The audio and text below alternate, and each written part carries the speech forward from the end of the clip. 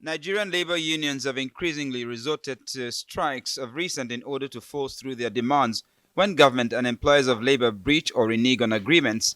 But the labor unions are rethinking the idea of resorting to strike actions. While strikes have historically been an effective means of pressing demands, their impacts have begun to diminish over time, necessitating a re-evaluation of this approach.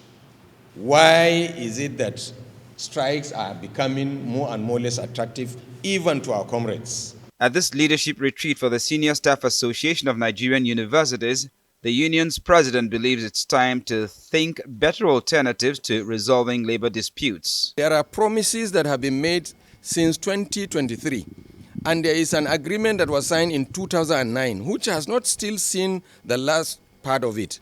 And therefore, look, before we start beating the drums, you guys need to, pull off your sleeves and ensure that discussions are being done.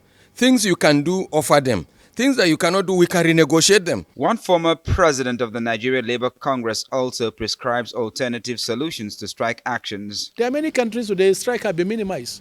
Why? Because there is an engagement, and the outcome of that engagement through a collective bargaining process has a legal status and is binding on all parties. So the best thing is actually to strengthen collective bargaining system in all our sectors. However, another showdown may be imminent, even as government seems to have failed to effectively implement the new national minimum wage. And at the level of leadership, we are taking very stringent measures to ensure that between now and the end of this first quarter, any state or any employer of labor that refuses to implement the national minimum wage, that refuses to adjust consequentially, the payment of workers, definitely the labor laws are there.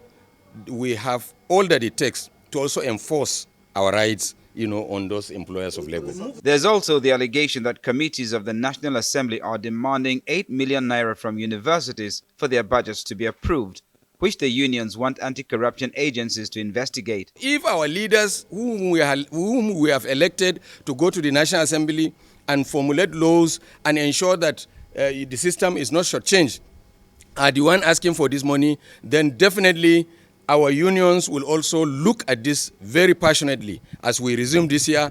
And I'm telling you, the National Assembly is not too big for us to fight. As the meeting rounds off, the major focus here is the leadership deficit among activists, with the Ssanu leadership promising to equip members with the requisite skills to navigate the demands of contemporary unionism.